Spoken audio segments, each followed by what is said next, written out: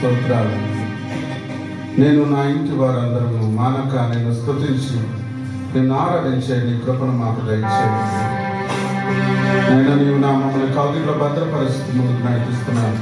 ప్రీతిని బట్టి నీకు వందనాలు. ఈ సమయం నీది నాయన, నేను ఆరాధించుతున్నాను. నీ ఆత్మ నడిపింపును మా మధ్యలో కుమ్మరిస్తున్నాను. నీకు వందనాలు. నీ దాసుడు నీ పక్షాన నిలవబడుతుండగా తండ్రి ఆయన నీవు ఆయన పక్షాన ఉండుతాను. ఆయన నోటిని నీ బోరగా వాడుకొని మొట్టమొదటిసారిగా నీ సన్నిధిలో నీవు ఇచ్చిన అధికారం బిషప్ తండ్రిగా ఈరోజు నేను మాకు వర్తమానమును అందించబోతుండగా తండ్రి నీ సహాయం మా మధ్యలో ఉంచి తండ్రి మా ఆత్మలకు కావలసిన ఆత్మీయ ఆహారం మాకు దయచేయండి. యేసు నామములో అడిగి పెరుగుతున్నాను తండ్రి. ఆమె దయచేసి అందరూ కూర్చోవలసిందిగా కోరుతున్నాను. మొట్టమొదటిసారిగా దేవుని సన్నిధిలో బిషప్ తండ్రి గారిగా దేవుడు అభిషేకించిన తర్వాత ఈరోజు సందేశాన్ని మా మధ్యలో bishop right reverend doctor Moses Golpalli గారు మనకు సందేశాన్ని అందిస్తారు. వారికి సమయం ఇస్తున్నారు.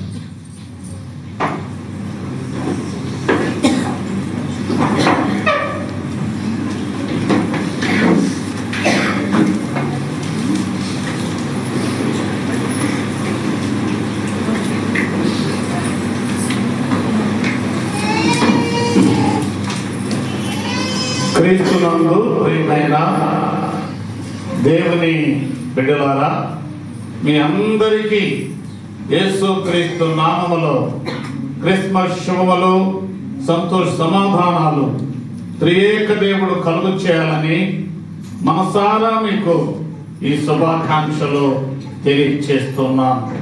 దేవుడు మిమ్మల్ని అందరినీ దీవించునుగాక. పోయిన క్రిస్మస్ నుండి ఈ సంవత్సరపు క్రిస్మస్ వరకు ఆయన చల్లని రెక్కల నీడల్లో మనల్ని అందరినీ కాపాడాడు.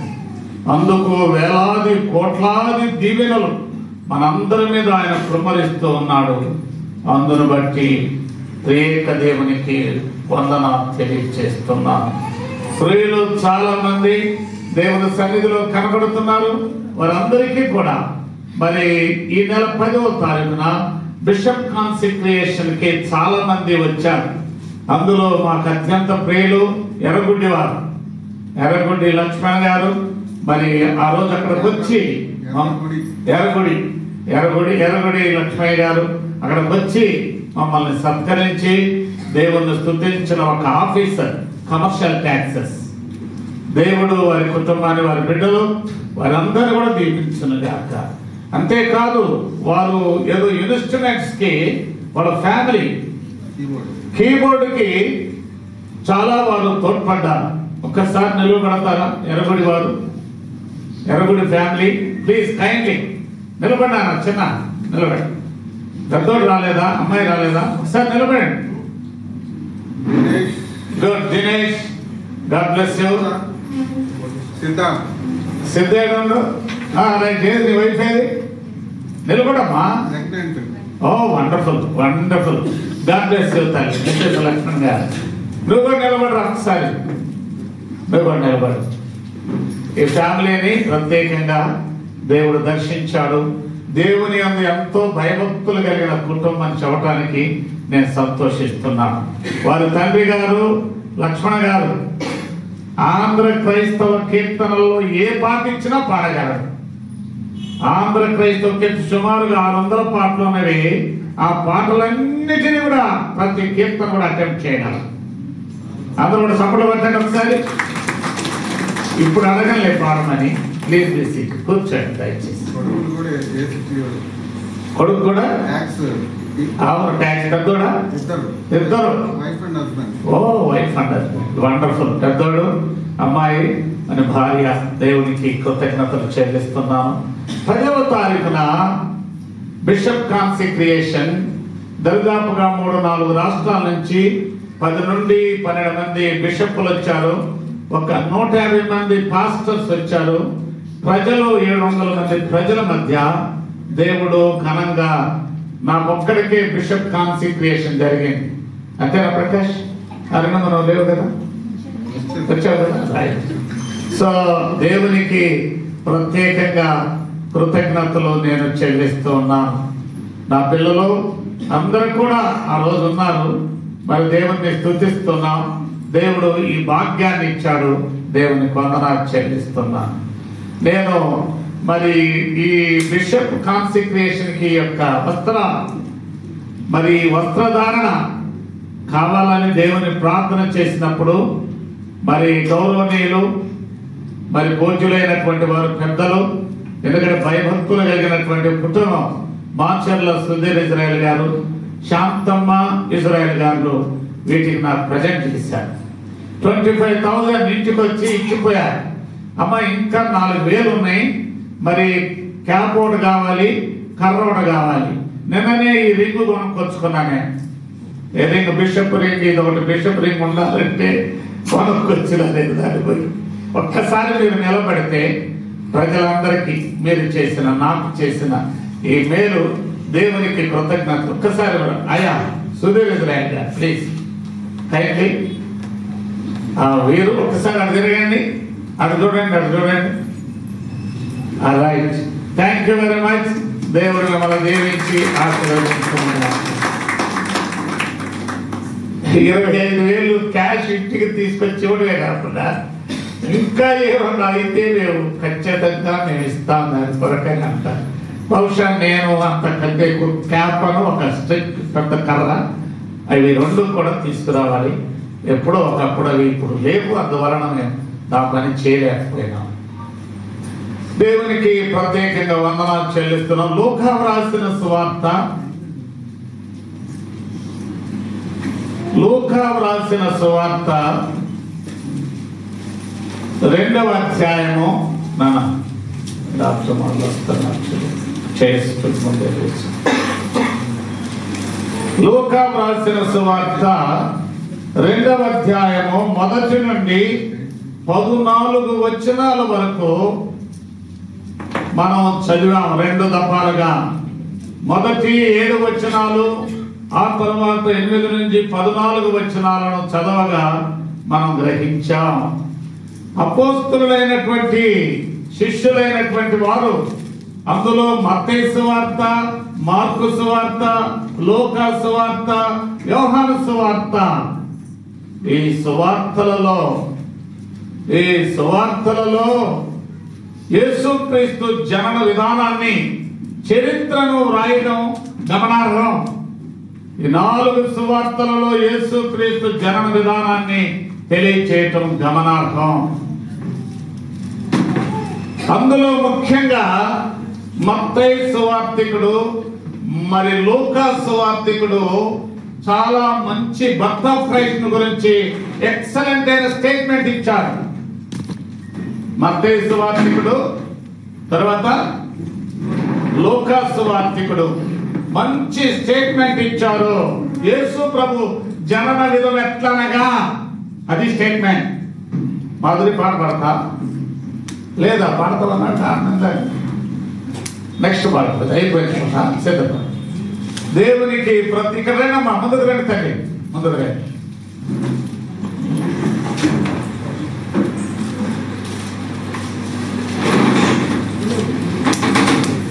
Sharon రెండమ్మా.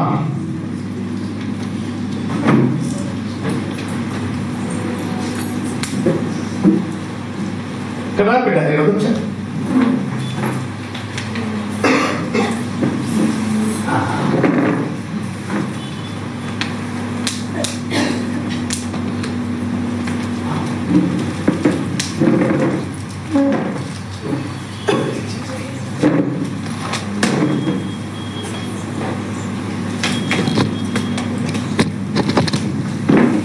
Very good, God bless. వనిస్యం రావట్లేదమ్మా, వస్తున్నారు. ఆ చైర్ కూడా కొంచెం కరెక్ట్గా ఇసుకోరండి. మత్తయి, లూకాలో యేసు ప్రభుని గురించి, ఆయన యొక్క చరిత్రను గురించి ఈ గాస్పల్స్ లో చక్కగా వివరించడం అనేది ప్రాముఖ్యమైన విషయం. అది చాలా మీరు జాగ్రత్తగా గమనించాలి. సో దేవునికి వందనాలు. చరిత్ర ఎప్పుడు కూడా చరిత్రే, అది మాయ కాదు, మిస్టరీ కాదు, అది చాలా ప్రాముఖ్యమైనది చరిత్ర. మహా అలెగ్జాండరు ఆయన క్రీస్తుకు పూర్వం 323లో పుట్టాడు. 33 సంవత్సరాలు జీవించి ఆయన ఈ లోకాన్ని వదిలాడు. అది అందరికీ తెలుసు. మహా అలెగ్జాండర్ ఎంతమంది తెలుసు? మహా అలెగ్జాండర్ హిస్టరీలో ఉన్నాడు. క్రీస్తుకు పూర్వం గ్రీకు వీరుడు, గ్రీకు రాజు, ప్రపంచాన్ని గెలిచినటువంటి మహా గొప్ప చక్రవర్తి మహా అలెగ్జాండర్. ఆయన పుట్టిన డేట్ చెప్పారు 323 అని. ఆయన ఎంతకాలం పుట్టాడు? ఎంతకాలం జీవించాడంటే 33 సంవత్సరాలు మాత్రమే బ్రతికాడు. 470 సంవత్సరాల తర్వాత ఆర్యన్ అనేటువంటి మహనీయుడు ఈ అలెగ్జాండర్ యొక్క చరిత్ర రాయడం మొదలుపెట్టాడు. 450 సంవత్సరాల తర్వాత అయినా చరిత్ర మాత్రం మారలేదు. అలెగ్జాండర్ ఈ లోకానికి వచ్చాడనే విషయం అందరికీ కూడా తెలుసు. భారతదేశానికి రాజస్థాన్ ఆ ప్రాంతం దాకా వచ్చి భారతదేశాన్ని కూడా ఆయన స్వాధీనంలోకి తీసుకున్నాడు. ఎన్నేళ్లలో జరిగింది? యంగెస్ట్ కింగ్, చక్రవర్తి ఆయన మహా అలెగ్జాండర్ అయినాడు. ఎన్నేళ్ళు బ్రతికాడు? 33 సంవత్సరాలు. ఈయన గురించి ఆర్యన్ అనేటువంటి మహా గొప్ప పండితుడు, సైంటిస్ట్ చెప్పాడు, ఆయన చేసిన కార్యాలు గొప్పవి. గ్రీకు వీరుడు. ఎవరు గ్రీకు వీరుడు? అలెగ్జాండర్. ఆయనంత గొప్ప చక్రవర్తి లేడు అని స్టేట్మెంట్ ఇచ్చారు. ఎప్పుడు? ఆయన చనిపోయిన 450-70 సంవత్సరాల తర్వాత ఈ చరిత్ర రాశారు, చెప్పారు. ఆ చరిత్ర అర్థమైందా? ఆ చరిత్ర ఒట్టిదైపోయిందా? మహా అలెగ్జాండర్. నా ప్రియమైన దేవుని బిడ్డలారా, ఒక్కసారి ఆలోచన చేయండి. చరిత్రలో యేసయ్య క్రీస్తు శకం 29లో ఆయన చనిపోయాడు. చరిత్రలో క్రీస్తు శకం 29లో చనిపోయాడు. మీకు అర్థమవుతుందా? అంతకుముందు క్రీస్తుకు పూర్వమే 4 ఏళ్ల ముందు ఆయన జన్మించాడు. చరిత్ర వచ్చింది అట్లా. మహా అలెగ్జాండర్ చనిపోయాడు, చరిత్ర ఉంది. ఇంకా తర్వాత ఎవరు వచ్చారు? గ్రీకు రాజ్య సామ్రాజ్య చక్రవర్తి చనిపోయాడు. చనిపోతే ఏమంటాడు? అయ్యా, నేను చనిపోతున్నాను కాబట్టి నా చేతులు 2 నా కాఫీలో బయటకు పెట్టండి, పెట్టి ఊరేగించండి అని చెప్పాడు మహా అలెగ్జాండర్. ఎందుకు? నేను పుడతా మా అమ్మ గర్భంలో నుంచి నేనేమి తేలా, చనిపోతూ కూడా ఏమి తీసుకుపోవటం లేదు. అది ప్రజలకు తెలియాలి. నువ్వు సంపాదించింది చక్రవర్తి అయినా, గ్రీకు వీరుడు అయినా, అనేకమైనటువంటి పరిస్థితులైనా నాతో ఏమీ తీసుకురావటం లేదు. ఎలా వచ్చానో అలాగే వెళ్ళిపోతున్నాను. జాగ్రత్త. ఒక గ్రీకు వీరుడు, గ్రీకు సంస్కృతిని స్థాపించిన వాడు. గ్రీకు బైబిల్, ఈరోజు గ్రీకులో బైబిల్ ఉంది. ఏ Bible? New testament. Greek Bible, old testament, Hebrew Bible అంటే హీబ్రూ లాంగ్వేజ్, అరేబియా అది ఇరాన్ భాష, అది పారసిక భాష. వీటిల్లోకి వచ్చింది బైబిల్ యొక్క భాష. వాటిల్లో తర్జుమా చేశారు. ప్రపంచానికి అది అందించబడినది. మహా అలెగ్జాండర్. నా ప్రియమైన దేవుని బిడ్డలారా, యేసు ప్రభు వచ్చాడు, క్రీస్తు శకం 29లో చచ్చిపోయాడంటే ఆయన ఎన్నేళ్ళు బ్రతికాడని? 33.5 సంవత్సరాలు బ్రతికాడు. అంటే క్రీస్తు శకం 29 అంటే 33.5 ఎంత అయింది? అంతకుముందు 4.5 సంవత్సరాల కిందట ఆయన జన్మించాడు. ఇది క్యాలెండర్, గ్రెగరీ క్యాలెండర్. తర్వాత మనకి ఇంగ్లీష్ క్యాలెండర్ వచ్చింది, రోమన్ క్యాలెండర్, గ్రెగరీ క్యాలెండర్. ఇది మీరు చరిత్ర చెప్పే సత్యము. మత్తయి, మార్కులో ఏదో గొప్ప గొప్ప విషయాలను సువార్థికులు తెలియజేశారు. యేసు ప్రభు వచ్చిన 40 ఏండ్లకి ఈ సువార్తలు వ్రాయబడటం ఆరంభమైంది. యేసు ప్రభు చనిపోయాడు, 33.5 సంవత్సరాల్లో చనిపోయాడు. ఆ తర్వాత 40వ సంవత్సరంలో ఈ సువార్తలన్నీ వ్రాశాడు. 40 సంవత్సరాలంటే ఒక తరం. 40 సంవత్సరాలంటే ఒక తరం, ఒక జనరేషన్. యేసు ప్రభు చనిపోయిన ఆ జనరేషన్, ఆ టైంలోనే ఈ యొక్క సువార్తికులు రాయటం అనేది ఒట్టిది రాయరు. ఇది ఖచ్చితంగా అథెంటిక్. సువార్తలు అనేవి అథెంటిక్. చరిత్ర అనేది ఖచ్చితము. ఒకవేళ కొన్నేళ్ళ తర్వాత రాస్తే అది ఏమైందో ఎట్లా రాశారో మిస్టరీగా అనుకోవచ్చు. 40 ఏళ్లలో ప్రజలు మర్చిపోలేదండి. 33 ఏళ్లలో చనిపోతే 40 ఏళ్ళు జస్ట్ 6.5 సంవత్సరాలే. ఎవడన్నా తప్పు రాశాడు అనుకో, ఒకవేళ మార్క్ అయినా, లూకా అయినా, లేదా మత్తయి అయినా, యోహాను అయినా తప్పు రాస్తే నువ్వు తప్పు రాశావని ఖచ్చితంగా చూపిస్తాను. అందుకు history is not a history. Jesus is a historical God. చారిత్రాత్మకమైనటువంటి దేవుడు యేసు, నాట్ హిస్టారికల్ గాడ్. ఎందరో లోకానికి వచ్చారు, కానీ ఈయనకున్న హిస్టరీ ఎవరికి లేదని మీకు నేను ప్రత్యేకంగా మనవి చేస్తూ ఉన్నాను. 40 ఏళ్లలో రాసిన పుస్తకాల్లో ఏ తప్పు దొరకదు. తప్పు రాస్తే లేనిది రాసావంట. అద్భుతాలు చేసిన విషయం రాస్తే ఏదో తప్పేమైనా రాసావా, తప్పు రాసావా కనబడదు. వై? బికాస్ వాళ్ళ కళ్ళతో చూచినవి. మా చేతులు దేనిని నిదానించి తాకినవో, మా కన్నులు దేనిని చూచితివో చూచను అని మీకు తెలియచేస్తున్నా.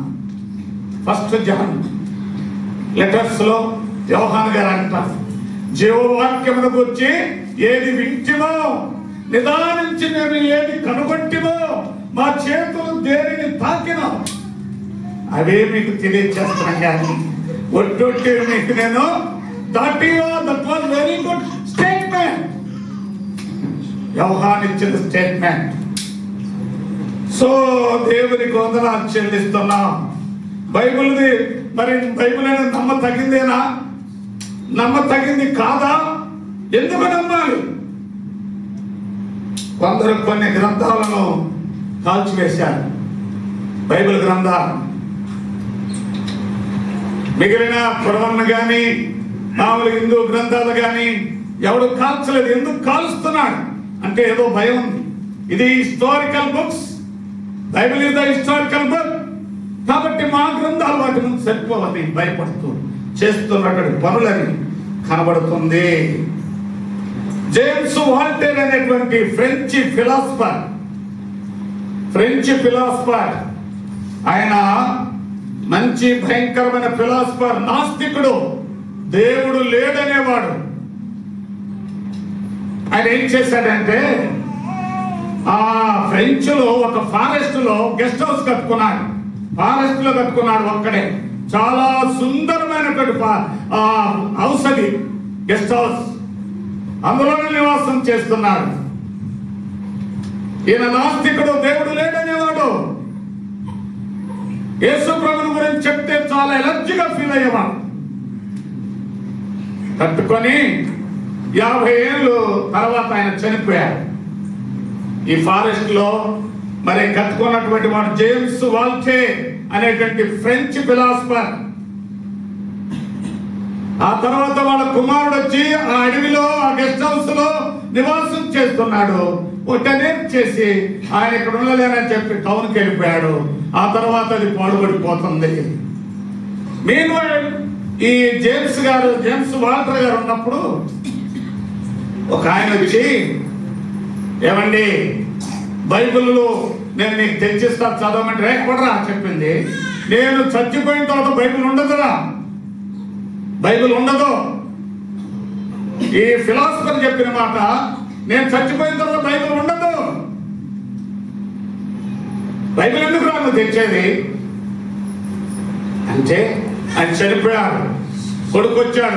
కొడుకొచ్చి ఆ ఇల్లు ఒకవేళ బూజు పెట్టిపోయిందో ఉంటే ఒక మిషనరీ వచ్చి అడిగాడట, అయ్యా నీ ఇల్లు అడవిలో ఉంది కదా, మాకు ఒకవేళ అది లీజుకిస్తే మేము దాన్ని ఉపయోగించుకుంటాం.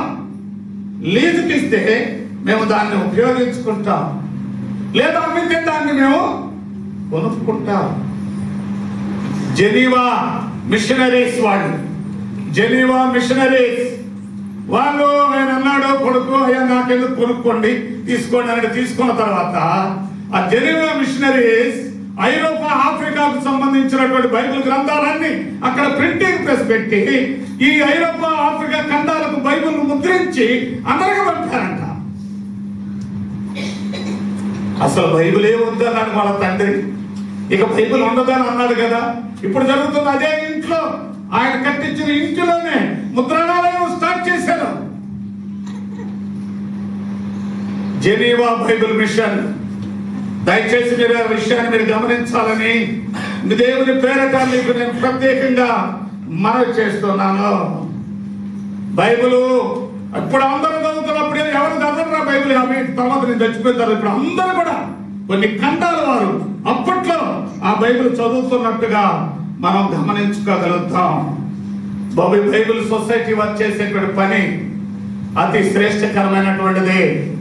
అన్ని భాషల్లో ఈ రోజున ప్రపంచ భాషల్లో బైబిల్ని అనువదించి అచ్చొద్దించి కొత్త నిబంధన ఫ్రీగా ఇవ్వటం, న్యూ టెస్టిమెంట్ కూడా ఫ్రీగా ఇచ్చి ప్రభు సువార్తను ప్రకటిస్తున్నారు. ఆనాడు జెనీవా బైబిల్ సొసైటీ వారు ఆ ఖండాలకు ఆ బైబిల్ని అందించారు. ఎప్పుడిది? దయచేసి అంటే జేమ్స్ వాల్టేర్ అనే ఫ్రెంచ్ ఫిలాసఫర్, నాస్తికుడు. ఒకవేళ ఆయన చెప్పలేకపోయినా వద్దన్నా బైబిల్ ఆగదు. నువ్వు ఎన్ని శ్రమలు పెట్టినా బైబిల్ ఆగదు. ఎన్ని కష్టాలు వచ్చినా, హత్యలు చేసినా, చంపుతున్నా, చరిత్రలో జరిగిన సంఘటనలు ఆ ప్రబలుతున్నది దేవుని సువార్త ప్రకటన.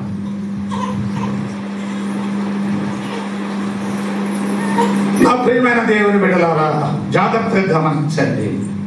1851లో స్కాట్లాండ్ లో ఒక ప్రొఫెసర్ 9 PhDలు తీసుకున్నాడట.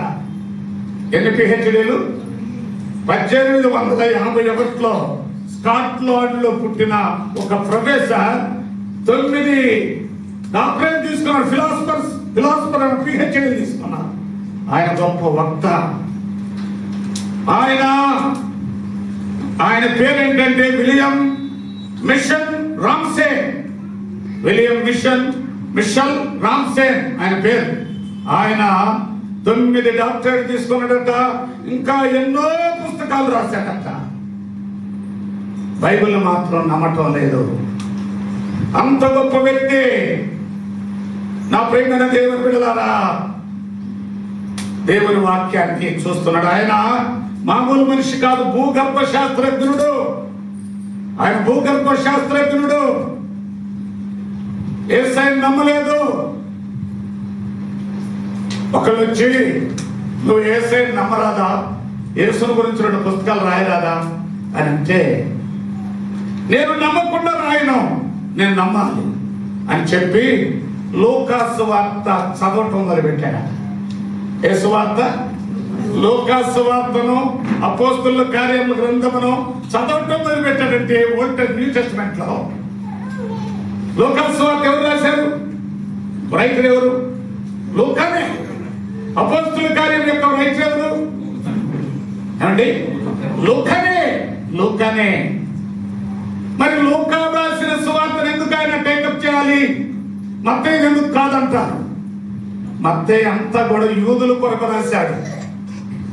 మత్తయి బుద్ధి అంటే సింబల్ ఏంటమ్మా? లయన్, సింహం, యూదా గోత్రపు సింహం. ఎస్. అందువలన మత్తయి సువార్త యూదులకే అర్థమైంది.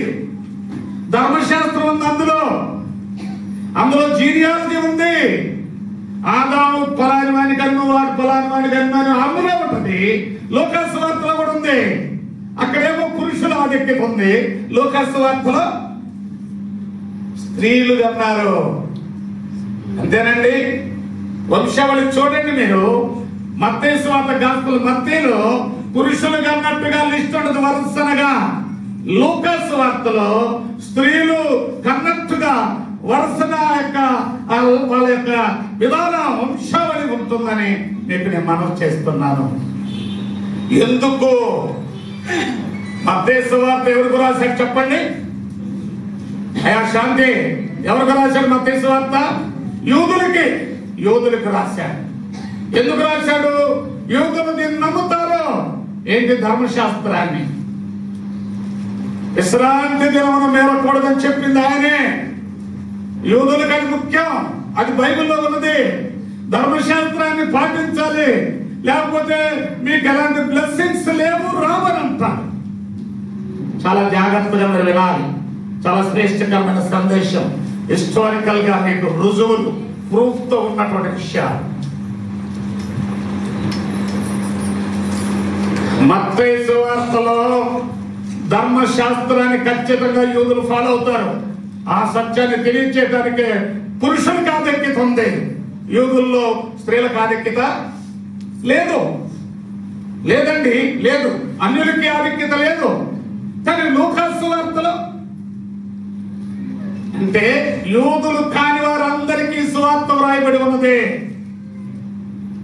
లూకా సువార్తలో మీరు చూడండి, ఆ దినములలో సర్వలోకమునకు ప్రజా సంఖ్య వ్రాయు వలన, కైసర వస్తు వలన, అంటే ప్రజలందరి వలన, అందరికి, సర్వలోకానికి. అంటే అర్థం ఏంటి? లోకంలో యూదులే ఉన్నారా? ఇది అన్యులకు రాయబడిన గ్రంథం. ఇది యూదులు కాకుండా మిగిలిన ప్రజలకు తెలియజేయబడేటువంటి వృత్తాంతాన్ని అపోస్తలుడైన లూకా రాశాడండి. ఎందుకు రాశాడు? లూకా వృత్తి ఏంటి? డాక్టరు అన్యులకి ఆయన సువార్త, ఆయన చరిత్ర అర్థం కావాలండి. ఆయన చరిత్ర అర్థం కావాలి. యూదులు చెప్పిన చరిత్ర అన్యులకి అర్థం కాదు, యూదులకే అర్థమైంది. మరి what about the other people? మిగిలిన ప్రజలందరికీ ఏంటి తెలుసు? అందుకొరకే సర్వలోకమునకు ప్రజా సంఖ్య వ్రాయవలనని ఐగుస్తు వలన ఆజ్ఞయింది. కాబట్టి ప్రియమైన దేవుని బిడ్డలారా, అపోస్తలుడైన లూకా అంటే యేసు ప్రభు శిష్యుల్లో ఆ తరములో ఉన్నటువంటి వారు లూకా సువార్త. లూకా ఎన్ని గ్రంథాలు రాశాడు? లూకా 2 గ్రంథాలు. లూకా గ్రంథంలో ఏం రాశాడు? చాలా ప్రాముఖ్యమైన విషయాలు రాశాడు. అపోస్తలుల కార్యముల గ్రంథంలో చరిత్ర అండి, హిస్టరీ ఉంది, అద్భుతాలు ఉన్నాయి, మిరకల్స్ ఉన్నాయి. లూకా రాసిన సువార్తలో కూడా అద్భుతాలు ఉన్నాయి. వైద్యుడు కాబట్టి ఆయనకి లోక విషయాలందరికీ, లోకంలో ఉన్న ప్రజలందరికీ సువార్త అర్థం కావాలని ఆయన స్టేటస్ లో దిగిపోయి యేసును ఫోకస్ చేశాడు. ప్రజలందరికీ కలగబోవు మహా సంతోషకరమైన సువర్తమానం. క్రీస్తునందు ప్రియమైన దేవుని బిడ్డలారా, ఈ స్కాట్లాండ్ వ్యక్తి పిహెచ్డి చేసిన ఆయన ఒక విషయం ఆలోచన చేశాడు. లూకా సువార్త చదివాడు, ఈ అపోస్తలుల కార్యం చదివాడు. అందులోనంట 32 దేశాల పేర్లు ఉన్నాయంటమ్మా. రేపకమ్మా 32 దేశాలు ఉన్నాయంట. ఏది? లూకా సువార్తలో, అపోస్తలుల కార్యం గ్రంథంలో. ప్లీజ్ కైండ్లీ మీరు చదవండి, అండర్లైన్ చేసుకోండి. తర్వాత 54 పట్టణాలు ఉన్నాయి. 54 పట్టణాలు ఉన్నాయి. 9 దీవులను గురించి రాశాడు. ఈ విషయాన్ని వాళ్ళ ఫ్రెండ్, నువ్వు బైబిల్లో యేసుప్రభు గురించి ఏదైనా రాయొచ్చు కదనంటే, అరే నేను చదువుకునేట్టు రాస్తాను అని చెప్పి లూకా సువార్త, అపోస్తలుల కార్యం చదివితే ఆయన చెప్పిన స్టేట్మెంట్ ఏంటంటే 32 దేశాలు ఉన్నాయి, 54 పట్టణాలు ఉన్నవి, 9 దీవులు ఉన్నాయి. అయితే అంటే నేను వెళ్ళి అవి ఉన్నాయా లేవా నా కళ్ళతో చూస్తే గాని నేను నమ్మను. ఇదేమో స్క్రిప్చర్ అంటే చదువుతున్నాడు, వింటున్నాడు, కానీ ప్రాక్టికల్ గా ఆయన పోయి అవన్నీ చూసి వచ్చాడు. ఎవరు? ఏం పేరు? చూడండి, విలియం మిషెల్ రామ్సే. ఆయన వెళ్ళి చూస్తే ఆనాడు చెప్పబడినటువంటి ఆ స్థలాలు ఈ చూడండి, జాగ్రత్తగా చూడండి. ఇప్పుడు చెప్పబడినటువంటి ఈ స్థలాల్లో ఉన్న 54 పట్టణాలు, 32 దేశాలు, 9 ద్వీపాలనే వాస్తవం. లోకా గారు చెప్పింది వాస్తవం. ఇప్పుడు నేను యేసుని నమ్ముతున్నా, ఆయన చెప్పింది వాస్తవం. ఆయన దేవుణ్ణి నమ్మి దేవుణ్ణి స్తుతిస్తున్నటువంటి మంచి గొప్ప ఆర్కియాలజిస్ట్ అటండి. Is not a small man. ఆ దినాల్లో ఆయన ఆర్కియాలజిస్ట్ అట. అప్పుడు ప్రజలు ఎంతమంది నమ్ముంటారు, ఎంతమంది యేసుని గురించి తెలుసుకొని ఉంటారు. చాలా జాగ్రత్తగా మీరు గమనించాలని యేసు ప్రభు పేరట మీకు నేను మనవి చేస్తున్నాను. మత్తయి సువార్త ఎవరికి రాశాడు చెప్పండి? ఎవరి కొరకు రాశాడు? మత్తయి యూదుల కొరకు. యూదుల యొక్క విషయం దేని మీద డిపెండ్ అవుతారు? ఓల్డ్ టెస్టిమెంట్ మీద. అంతేనండి. ఒక వ్యక్తి పాపం చేశాడంటే ధర్మశాస్త్రం ప్రకారం రాళ్లతో కొట్టి చంపమని ఉన్నదండి. కానీ లోకాల్లో లేవండి. రక్షకుడు గురించి వివరించాడు, ఫ్రీ గాస్పల్ సువార్త ప్రకటించాడు. వై? బికాజ్ ఆయన ఒక అన్య కుటుంబంలో లోకరక్షణ గురించి వివరించాడు. అది చదివిన రామ్సేన్ బ్లెస్ అయ్యాడు. హార్ట్ లోకి వెళ్ళిపోయింది ఆ సువార్త. He believe that Jesus Christ, ఆయన యేసును అన్నాడు. ఎంత గొప్ప విషయం! యేసు ప్రభు నిజంగా రక్షకుడేనా? నిజంగా రక్షకుడేనా? జాగ్రత్తగా మీరు గమనిస్తే ఆయన రక్షకుడే. ఆయన లోకాసు వార్త 2వ అధ్యాయం 1-2 వచనాలు ఎవరైనా సహాయం చేస్తారా? లేదా నా చదువుతారా? ఆ దినములలో సర్వలోకమునకు ప్రజాసంఖ్య వ్రాయవలనని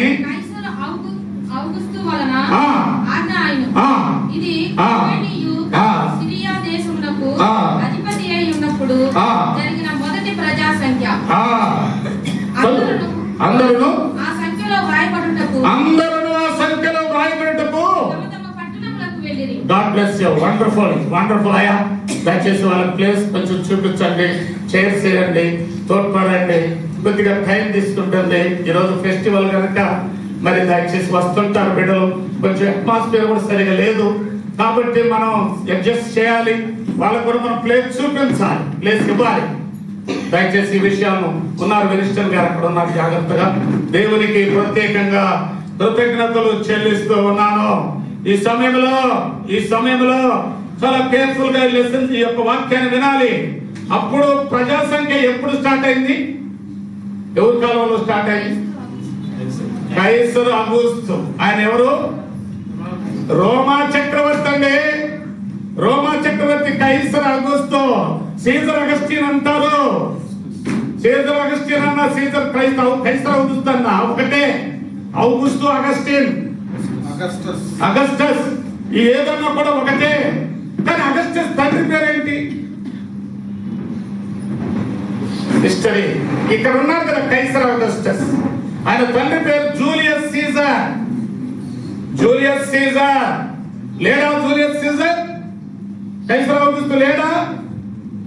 అగస్టస్ లేడా? ఇక్కడ రాయబడి ఉన్నది.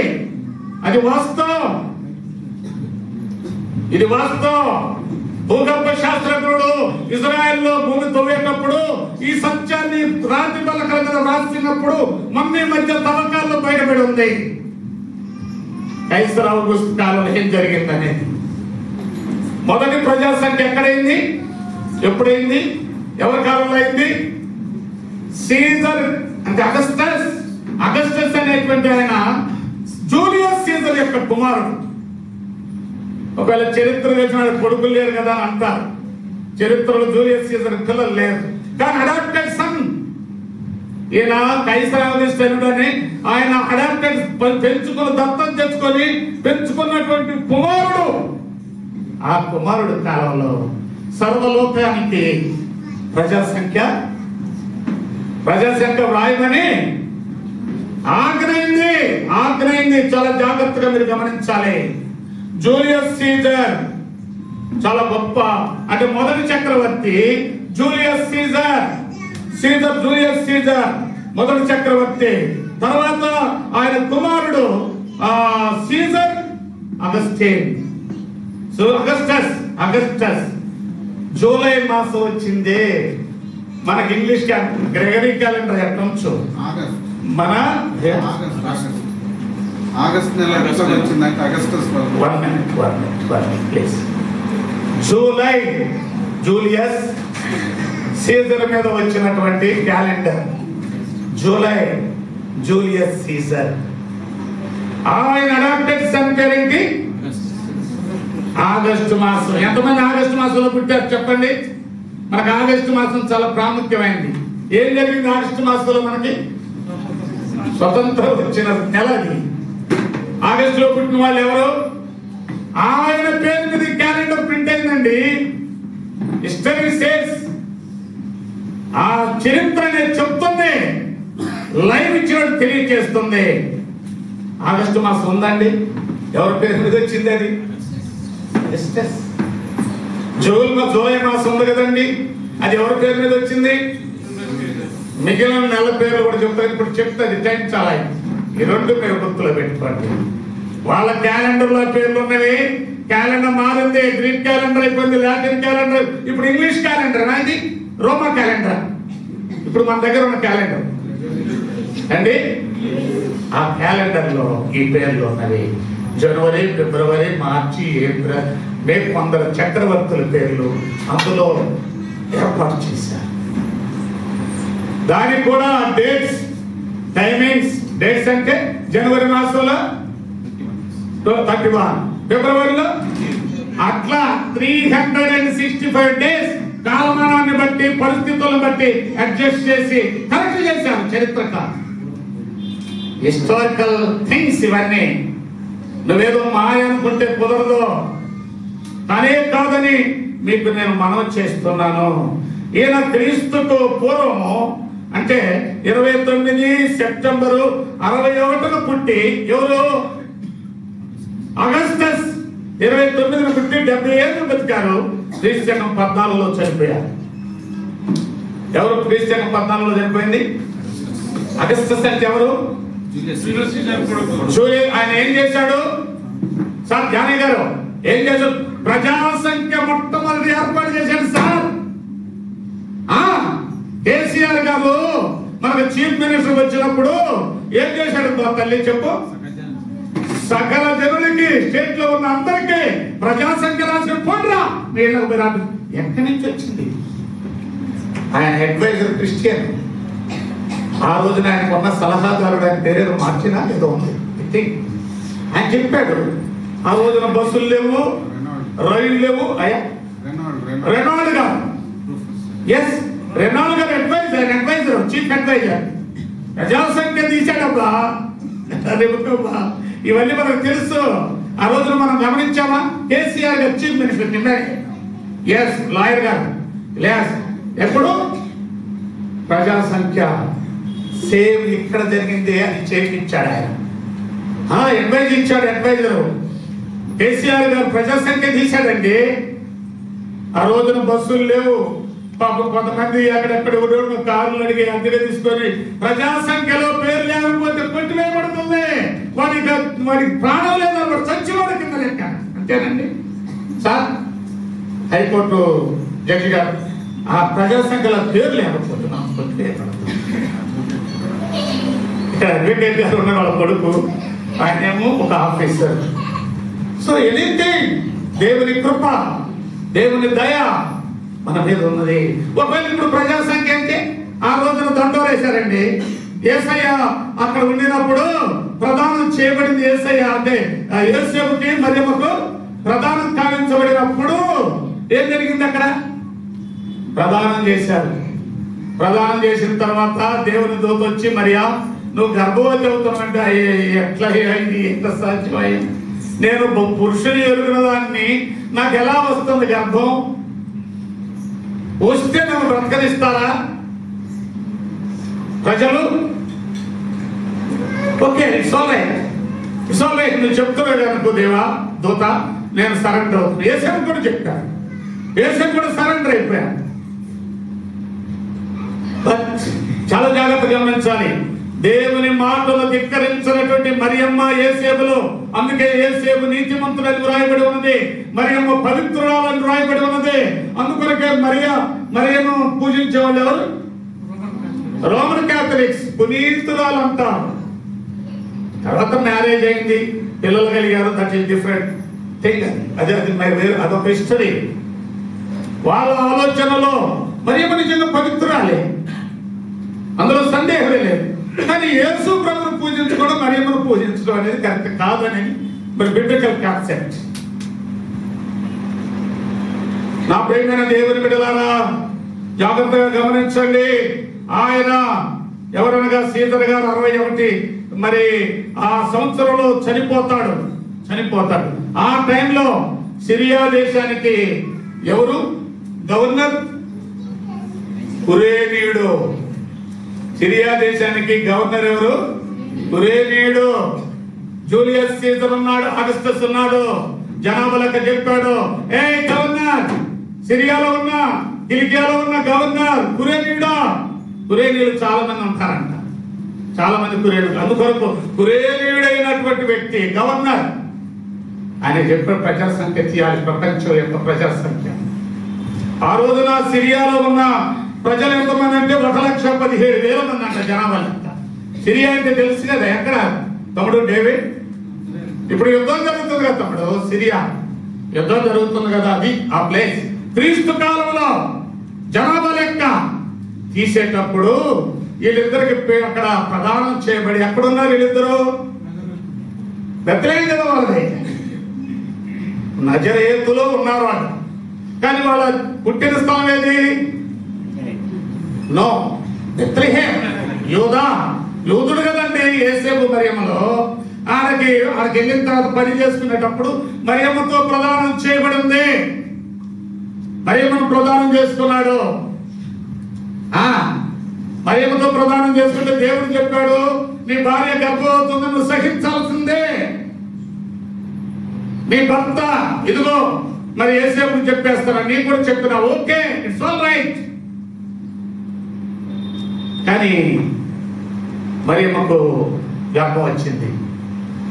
భర్త లేకుండా చెప్పారు వాళ్ళు, అమ్మా నీకు ప్రదానం జరుగుతుంది కనుక కండిషన్, ఒక కండిషన్. ఏంటి కండిషన్ అంటే, నీవు నీ భర్త కలవడానికి వీలు లేదు, మేము చెప్పేంత వరకు. ఒకవేళ అయితే గర్భం అయితే ఏం చేయాలి? ధర్మశాస్త్రం ప్రకారం ఏం చేయాలి? రాళ్లతో కొట్టి చంపాలి, ఆ రాళ్లతోనే పాతి పెట్టాలి. అది తోరా యొక్క రూల్, ధర్మశాస్త్రం యొక్క రూల్. ఇది ఎక్కడ చెబుతుంది? మత్తయి సువార్తలో.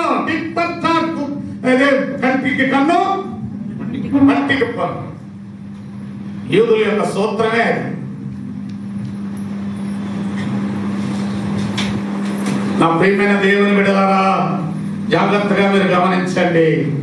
అక్కడ జరిగిన సంఘటన, కైసరు అంటే ఈ అగస్టస్ టైంలో ఈయన గవర్నర్ గుంటే జనాభా లెక్క తీయమంటే జనాభా లెక్కలకి ఏమి నజరేతులో ఉండి తీసుకుంటాను అనలే. ఉంటా అంటానికి కూడా వీలు లేదు. నీ వాళ్ళు ఎక్కడున్నారో అక్కడ పోవాలి. యూదా దేశంలో ఉన్న బెత్లెహేం రావాలి. బెత్లెహేంకి వచ్చారు. ఎలా వచ్చారు? నజరేతుకి బెత్లెహేం మేము వెళ్ళాం సార్, మేము వెళ్ళాం, అవన్నీ చూసాం. దాదాపుగా 90 కిలోమీటర్లు. నజరేతుకి బెత్లెహేంకి 90 కిలోమీటర్ల డిస్టెన్స్. అది కూడా ఏమన్నా సాగి ఉండే భూమి, అది దారులు కాదు, కొండలు గుట్టలు ఎక్కి దిగాలమ్మా, దిగాలి కొండలు గుట్టలు. అయితే ఈమెమో గర్భం వచ్చింది, దాదాపు 4th month 5 months వచ్చింది. ఇది ఎవరైనా చూస్తే, యూదులు చూస్తే, గర్భం ఎంత వచ్చిందిరా నీకు? నేను చెప్పాను కదా, చెప్పేంత వరకు నీకు భార్య ప్రదానం చేయబడింది, భార్య అన్నాం, తర్వాత నీకు నీ చేతుల్లో పెట్టాం. బట్ మీరిద్దరు కూడా ఎడంగానే ఉండాలి. ఒకవేళ ఏ రీతిగానే గర్భం వచ్చిందంటే ధర్మశాస్త్రం ప్రకారం ఏం చేయాలి? లా లా లా సేస్, లా అంటే ధర్మశాస్త్రం చెప్తుంది, రాళ్లతో కొట్టి. మరి ఎట్లా? ఇప్పుడు ఎట్లా రావాలి? ఈ ప్రజలు ఎలా మళ్ళీ చూస్తారు? ఏమైనా చూస్తే చంపరా? ఇద్దరు చంపేస్తారు. ఎట్లా చేయాలి ప్రభు అని అంటే దేవుడు మార్గాన్ని సరళం చేస్తున్నాడు. ఏంటి ఆ మార్గం? ఎవరితో చేపించాడు? కైసర ఔగుస్తు వలన ప్రజాసంఖ్య ఏర్పడింది. సిరియాలో ఉన్నటువంటి కురేనీయుల ద్వారా ఈ ప్రజాసంఖ్య చేపిస్తున్నాడు. నజరేతులో ఉన్న వీళ్ళిద్దరు కూడా, యోసేపు వీళ్ళిద్దరు కూడా బెత్లెహేముకు రావాలి. యోధేయం దరిదాపుగా 90 కిలోమీటర్స్. ఏం పర్వాలేదులే మరియమ్మ, నేనున్నాను. ఒక గాడిదని తెచ్చి, ఇది దేవుని చిత్తమేమో, ఇది ఎవరైనా చూస్తే నిన్ను నన్ను చంపుతారు కదా, ఇది వాళ్ళు చెప్పినా నమ్మరు కదా, ఆ పరిశుద్ధాత్మ వల్ల గర్భం వచ్చిందని నమ్మరు కదా అని గాడి మీద ఎక్కించుకొని వస్తూ వస్తూ వస్తూ వస్తూ బెత్లెహేముకు వచ్చారు. టైం అయిపోయింది, డెలివరీ అయింది. యేసయ్యని కన్నది, యేసయ్యని కన్నది. ఇప్పుడు ఏమైంది? యేసు ప్రభు పుట్టాడు. ఎవరి వల్ల పుట్టాడు? పరిశుద్ధాత్మ వలన జన్మించాడు. యేసు ప్రభువుకి మరియమ్మకి బొడ్డు అటాచ్మెంట్ లేదు. మా అమ్మకి నేను పుట్టినప్పుడు మా అమ్మ బొడ్డు నా బొడ్డు కలిసి ఉంటుంది. దాని మంత్రశాల వచ్చి కట్ చేయాలి, లేదా డాక్టర్ వచ్చి కట్ చేయాలి, నర్సు వచ్చి కట్ చేయాలి. కానీ అది లేదు యేసు ప్రభు పుట్టినప్పుడు యేసయ్యకి మరియమ్మకి. Why? Because he is ఆయన క్రియేటర్, ఆయన ద సేవియర్, జీసస్ క్రైస్ట్ రక్షణకర్త, నిజమైన దేవుడు అని తెలియచేయడానికి. రాత్రి చెప్పి ఆదాముకి ఎవరికి బొడ్డు ఉన్నదా? లేదు. ఈయన రెండవ ఆదాం, ఈయన కూడా బొడ్డు లేదు. రుజువులు పరిశుద్ధాత్మ వలన గర్భవతి అయింది అమ్మ మరియమ్మ. నా ప్రియమైన దేవుని బిడ్డలారా, ఒకసారి ఆలోచన చేయరా? ఒకసారి ఆలోచన చేస్తే దేవుడు ఎంతో సహాయం చేస్తాడు. ఆయన శరీరధారిగా ఈ లోకానికి రావాలంటే ఏం చేశాడు? అసలు ఎప్పుడు అనుకున్నాడు ఈ లోకానికి ఆయన రావాలని? యేసు ప్రభు శరీరధారిగా రావాలని ఎప్పుడు అనుకున్నాడు? ఏమైనా కాలం ఉందా? కాలం పరిపూర్ణమైనప్పుడు దేవుడు తన కుమారుని పంపాడు. ఓకే, ఎప్పుడు? ఒకసారి ఎఫెసీ పత్రిక చూడండి, బాగా చదివేవాళ్ళు వాయిస్ బాగా చదవండి. ఎఫెసీ పత్రిక 1వ అధ్యాయం 4 నుంచి చదవండి. త్వరగా చదవండి. మేము తాను ఉచితముగా మనకు అనుగ్రహించిన తన కృపా మహిమకు కీర్తి కలుగునట్లు తన చిత్త ప్రకారమైన దయా సంకల్పము చొప్పున యేసు క్రీస్తు ద్వారా తనకు కుమారులనుగా స్వీకరించుటకై మనలను ముందుగా మన కోసము నిర్ణయించుకొని మనము తన ఎదుట పరిశుద్ధులమును నిర్దోషులమై ఉండవలనని జగత్తు పునాది వేయమునుపే. పాయింట్ అండర్లైన్ చేసుకోండి. జగత్ పునాది వేయమునుపే అంటే యేసయ్య ఎప్పుడు రావాలని అనుకున్నాడు? అప్పుడు జగత్ ఉందా? Wonderful God, Jesus is the wonderful God. ఆశ్చర్యకరుడు, ఆలోచనకర్త, సర్వశక్తివంతుడు. ఇప్పుడు చదువు, ఇప్పుడు మళ్ళా చదువు. మరి అగైన్ జగత్తు పునాది వేయక మునిపే ప్రేమ చేత ఆయన క్రీస్తులో మనలను ఏర్పరచుకొనెను. హల్లెలూయా, హల్లెలూయా చెప్పండి. హల్లెలూయా, హల్లెలూయా, హల్లెలూయా. జాగ్రత్త, జీసస్ ఈజ్ హిస్టారికల్ గాడ్. జగత్ పునాది వేయక మునిపే, నిన్ను నన్ను కలుగు చేయక ముందే, భూమి ఆకాశములను కలుగు చేయక ముందే, జగత్ పునాది వేయబడక ముందే ఈ లోకానికి రావాలని అప్పుడే నిర్ణయించుకున్నాడు. టైం తెలియనప్పుడే, కాలం తెలియనప్పుడే దేవుడు తన ఇమేజ్ ఆఫ్ గాడ్ అప్పుడే ఊహించుకున్నాడు. నా బిడ్డల కాడికి నేను వెళ్ళాలి. ఎప్పుడు మొన్న కాదు, జరిగింది. తర్వాత మీరు చూడండి, ఇంకొక విషయం. ఆది కాండం అంటే డిక్లేర్ చేసినప్పుడు దేవుడు డిక్లేర్ చేశాడు. ఏమని? నేను వెళ్ళాలి, ఖచ్చితంగా జగత్ పునాది వెళ్ళాలి. డిక్లరేషన్ అయిపోయింది. అంటే కాలము తెలియనప్పుడే డిక్లేర్ అయింది. తర్వాత ఆది కాండం 3వ అధ్యాయం 15వ వచనం చదవండి. మరియు నీకును స్త్రీకిని నీ సంతానమునకును ఆమె సంతానమునకును చదువు, అంతే, కరెక్టే. వైరము కలగా చేసేదను. అది నిన్ను తల మీద కొట్టును. నీవు దానిని తీర కొట్టుదు అని చెప్పాను. ఇది ఎవరితో ఎవరు చెప్పిన మాటలు ఇవి చెప్పండి. యెహోవా దేవుడు సాతానుకు రివీల్ చేశాడమ్మా. ఫస్ట్ సాతానుకు చెప్పాడు. ఎక్కడ? ఏదేను తోటలోనమ్మా. ఏదేను తోటలో నువ్వు దాని మెడ మీద కొట్టి చంపుతావు, నువ్వు మెడ మీద కాటు వేస్తావు. ఎవరికి చెప్పాడు? సాతానుడికమ్మా. సాతానుడికి ముందే చెప్పాడు. అది సాతాను దుర్వార్త కదా అంతా కూడా. మనుషుల్ని పాడు చేసేటువంటిది, అబద్ధంలోకి నడిపించేటువంటిది, ఆజ్ఞను అతిక్రమింపజేసేటువంటిది సాతానుడు. నా ప్రియమైన దేవుని బిడ్డలారా, మీరు గమనించాలి. మీకా అంటున్నాడు. ఇప్పుడు మీకా గ్రంథం చూడండి ఒకసారి. మీకా గ్రంథంలో అంటున్నాడు, బెత్లెహేములో యేసు ప్రభు జన్మించాలని ఆయన చక్కని ప్రవచనాన్ని ఇచ్చాడు. 500 క్రీస్తుకు పూర్వం 550 సంవత్సరాలు 30 సంవత్సరాల క్రిందట క్రీస్తుకు పూర్వం 530 సంవత్సరాల క్రిందట మీకా ప్రవచించాడు. యేసు ప్రభు ఎక్కడ జన్మిస్తాడు? యూదయ, ఎఫ్రాత్. చదవండి ఒకసారి.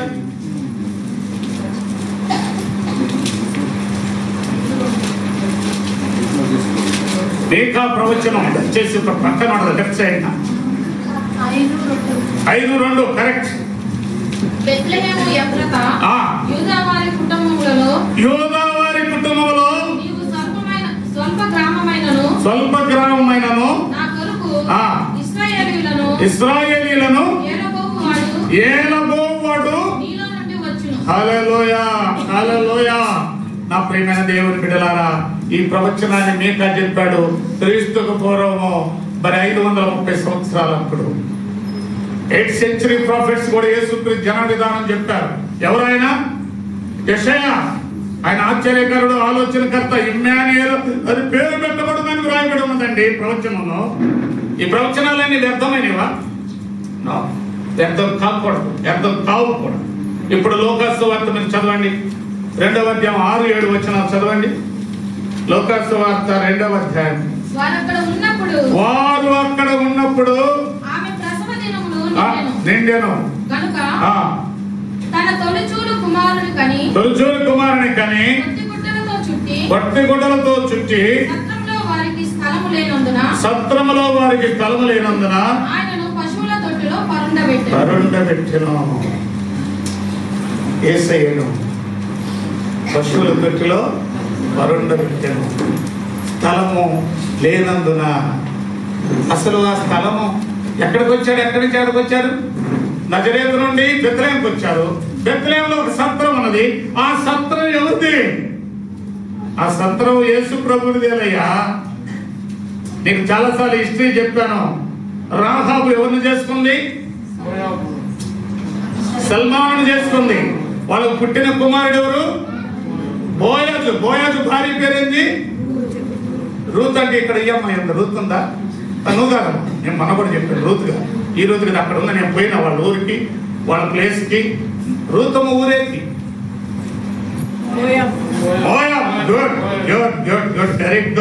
మోయాబ్ వెళ్ళాను తల్లి. నేను మోయాబులోని నెబో పిస్కా పర్వతాలు ఉన్నాయి. మోషే అక్కడ ఆ పర్వతం మీద నుండి కనాను చూసి చచ్చిపోతారమ్మా. చాలా హైయెస్ట్ పీక్ అయినటువంటి అవి కొండలు, పర్వతాలు. అక్కడ అమ్మాయి ఈ యొక్క రూతు. అయితే బోయజు రూతుని చేసుకుంటాడు. బోయజు మంచి బాగా సంపాదించుకున్నాడు. బోయజు ఆస్తిపరుడు, మంచి పొలం ఉంది, మంచి పంటలు ఉన్నాయి. పరిగెత్తడానికి పోయింది అమ్మాయి. అక్కడ ఆమెను చేసుకున్నాడు. చూసి మరి అందుకు నయోమి తోడ్పడింది. మన బంధువుడు, రక్త సంబంధి అని చెప్పి రూల్ ప్రకారమే, డిసిప్లైన్ ప్రకారమే జరిగింది. అంటే వితౌట్ హిజ్ నాలెడ్జ్ జరగలేదు. బోయజు వల్లనే బోయజు చేసుకున్నాడు. ఆమె క్యారెక్టర్ చూసి, ఆమె బిహేవియర్ చూసి పొలంలో పరిగెడుతుంది. బోయజు శ్రీమంతుడు. బోయజు ఇల్లు ఏదో తెలుసా జానయ్య గారు? ఏది బోయజు ఇల్లు తెలుసా? బెత్లెహేమే కదా. బెత్లెహేములో ఉంటున్నాడు. బోయజు శ్రీమంతుడు కనుక వాళ్ళు కొండలు తొలుచుకుంటారండి. కొండలు తొలిపించి చక్కగా బ్రహ్మాండమైన కొండ తొలిపించి బెడ్రూమ్, బాత్రూమ్, లేదా గెస్ట్ రూమ్, తర్వాత ఈ రూములన్నీ కట్టించాడండి. అది హైవే పక్కన ఉందండి బెత్లెహేము. ఈ సత్రం, ఆ సత్రాన్ని ఏం చేశాడంటే ఆ సత్రంలోనే పుట్టారు ఎవరు? ఈ బోయజు కుమారుడు పేరేంటి? ఓబేదు కుమారుడు పేరేంటి? యెషై కుమారుడు పేరేంటి? వీళ్ళందరూ ఆ గుహలోనే పుట్టారు. దాన్ని తర్వాత దావీదు వాడుకోకపోతే దాని బిలాంగింగ్ కొంచెం ఉంది, దాని హిస్టరీ ఉంది, చెప్పడం టైం లేదు.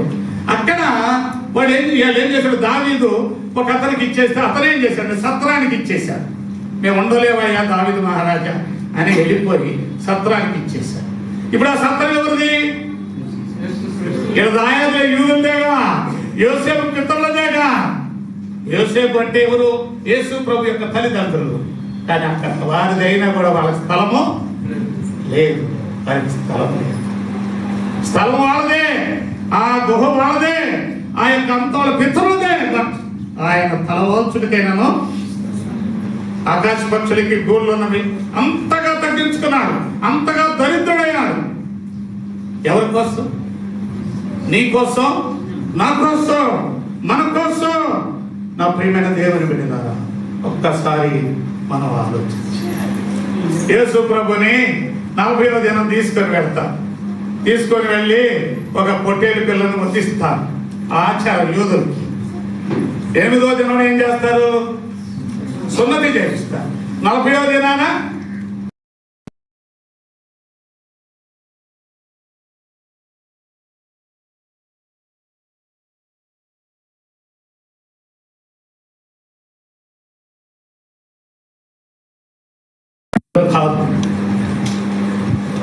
నా ప్రియమైన దేవుని బిడ్డలారా, చాలా జాగ్రత్తగా గమనించండి.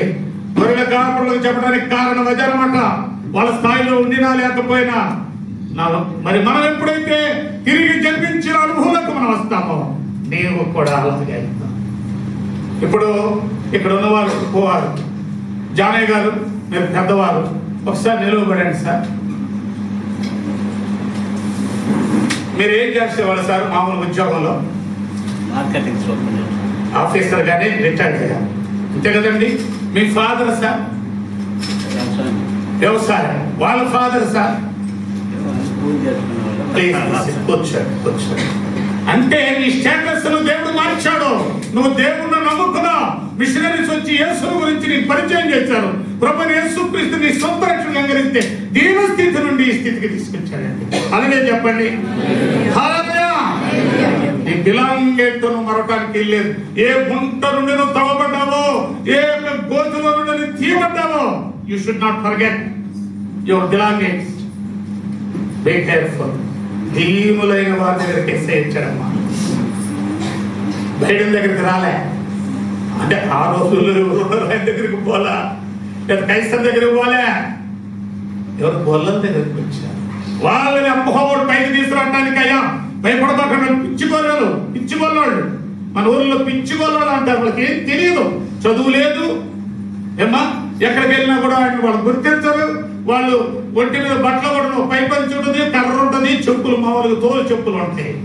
ఎందుకంటే తోలు చెప్పులు ప్లాస్టిక్ చెప్పులు వేసుకోరండి వాళ్ళు. నువ్వు మహబూబ్ నగర్ సైడ్ పోయి చూడండి, తోలు చెప్పులు ఎందుకు? తోలు చెప్పులు ఎందుకంటే ముళ్ళల్లో తుప్పల్లో తిరుగుతారు కనుక ఈ చెప్పులు ఆ ముళ్ళ మీద పడితే ముళ్ళు ఎరిగిపోవాలి కానీ చెప్పులకు రావాయి. దీనులైన వారు మీరు ధన్యులు. చూడండి, ధన్యతలో ఉన్నది చెప్పండి సార్. దీనులైన మీరు ఈ ధన్యత పిల్లల కాపలకు వచ్చింది, గొర్రెల కాపలు. చాలా జాగ్రత్తగా గమనించాలి. తిరిగి నీ గత జీవితం, నీ పాపముల గురించి, నీ యొక్క గత జీవితంలో నీవు చేసిన పాపాల గురించి నువ్వు సంకోచిస్తే, బహిరంగంగా ఒప్పుకోకపోతే నీ లైఫ్ ఏమవుతుంది? నీ జీవితం. చాలా మంది ఒప్పుకోరు. నీ బిలాంగింగ్, నీ పాపాలు, నీ జీవిత విధానాన్ని. నేను పాత్రని చెప్పడానికి సిగ్గుపడతా. నాకు ఇల్లు ఉంది, వాకులు ఉంది, 10 మంది పిల్లలు ఉన్నారు, బంగారం కిలో ఉంది, పొలం 10 ఎకరాలు ఉంది. అది కాదు. He doesn't want such things from you.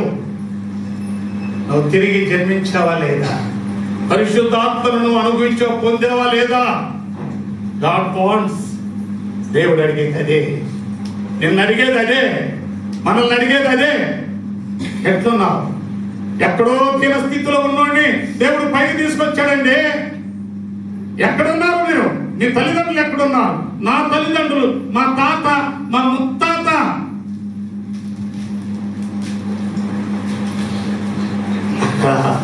అట్టడుగున్న ప్రజలను పైకి తీసుకొచ్చాడు.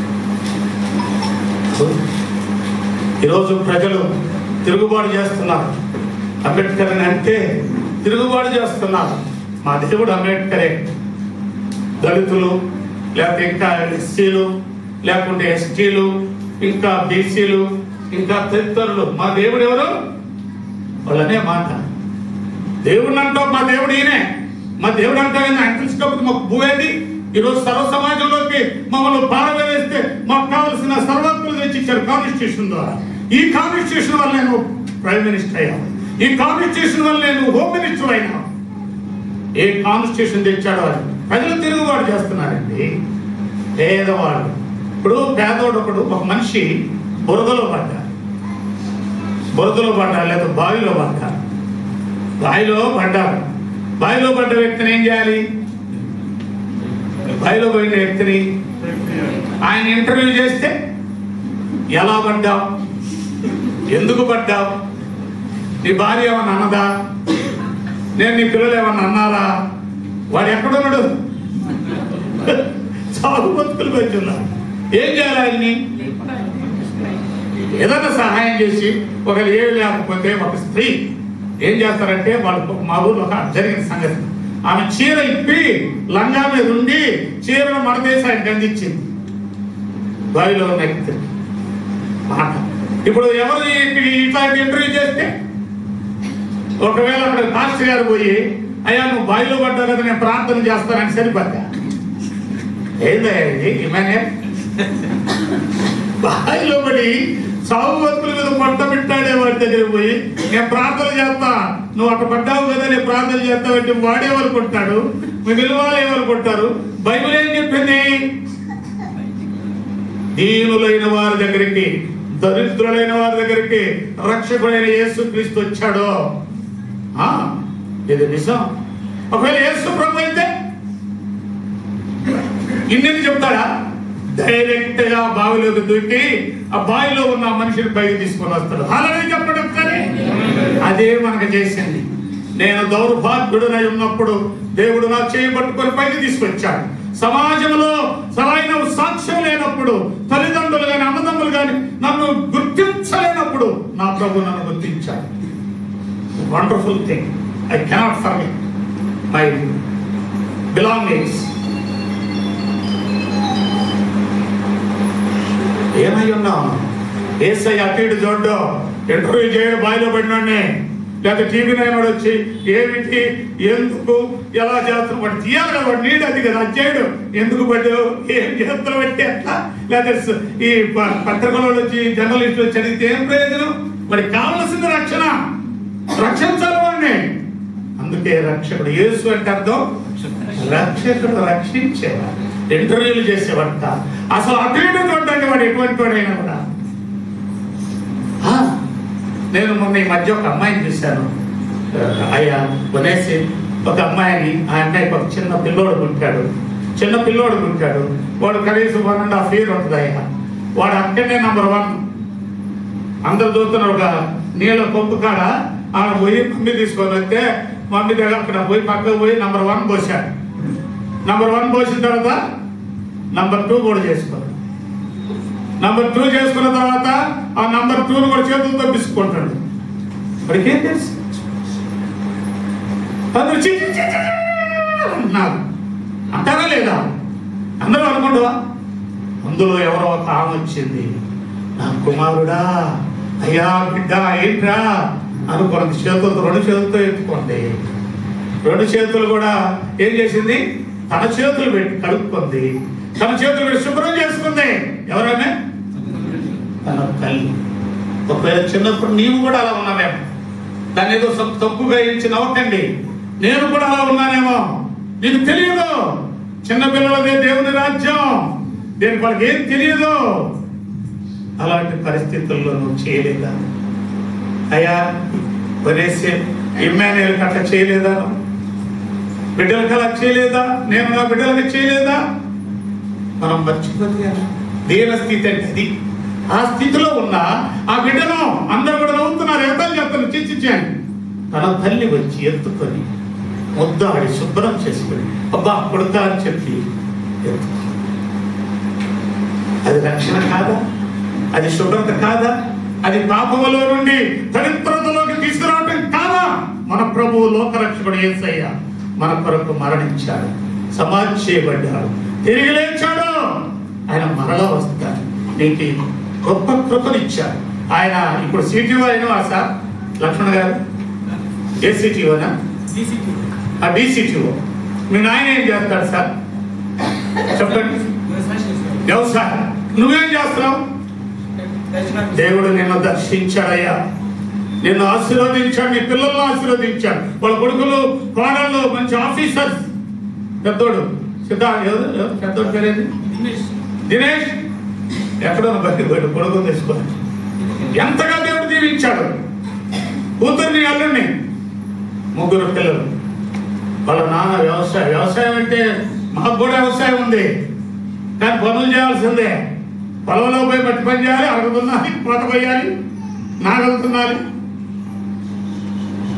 ఎందుకో మనల్ని ఇంతగా ప్రేమించు, ఎందుకో నన్నింతగా నీవు ప్రేమించితివో దేవా, అందుకో నా దీన స్తుతి పాత్ర.